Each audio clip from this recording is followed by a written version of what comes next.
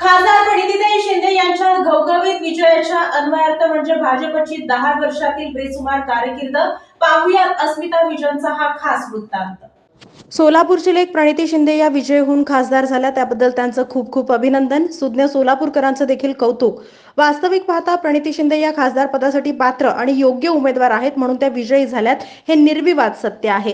महायुतीचे उमेदवार राम सातपुते यांचा हा पराभव नाही तर हा पराभव भाजपाचा आहे। गेली 15 वर्ष आमदार असलेल्या 2 देशमुखांचा देखील हा पराभवच म्हणावा लागेल। हा पराभव भाजपाचे ॲडव्होकेट शरद बनसोडे आणि जयसिद्धेश्वर महास्वामी या 2 माजी खासदारांचा सुद्धा आहे। महानगरपालिकेत 5 वर्ष सत्तेत असलेल्या भाजपाचा सुद्धा हा पराभव आहे। हा पराभव भाजपाचे शहराध्यक्ष आणि जिल्हाध्यक्ष यांचा आहे। हा पराभव भाजपाच्या नगरसेवकांचा आहे।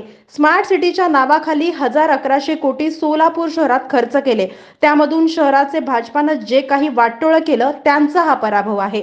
राम सातपुते यांनी पहिल्यापासून जीवतोड मेहनत घेतली, पण त्यांना ज्या पिचवर खेळायचं आहे ते पिच गेल्या 10-15 वर्षात इतकं घाण करून ठेवलं होतं की 1.5 महिन्यामध्ये मी ते पिच स्वच्छ करेन आणि चांगलं खेळेन हे लोकांना पटवून देणं त्यांना एकंदरीतच कठीणच गेलं।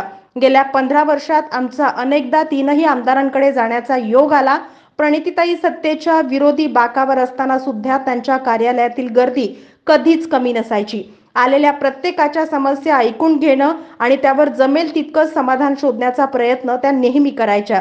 त्यांच्या ऑफिसमध्ये व्यवस्थित स्टाफ आहे, 2 कॉम्प्युटर ऑपरेटर, मदतनीस। कुणाला काही पत्र द्यायचं असेल तर ते तात्काळ 5 ते 10 मिनिटात कॉम्प्युटर ऑपरेटरला सांगून तातडीनं पत्र देणं, कुणाला फोन लावायचा असेल तर तिथेच फोन लावणं या त्यांच्या जमेच्या बाजू, ज्या बाजू गेल्या 15 वर्षात या दोन्ही देशमुखांकडे कधीच दिसल्या नाहीत। खासदार महोदय तर अनेकदा एकटेच बसलेले दिसायचे। आपणास स्वर्गीय मुलायम सिंग यांचे एक वाक्य आठवतं, ते नेहमीच म्हणायचे की नेत्यानं तो सत्तेत असो किंवा नसो दररोज किमान 1000 लोकांना भेटलंच पाहिजे आणि प्रणितीताई त्या जातीकुळातल्या आहेत। त्या अभ्यासू आहेत, विधी शाखेच्या पदवीधर आहेत। त्यांचा गेल्या 15 वर्षांचा आमदारकीचा काळ पाहता त्या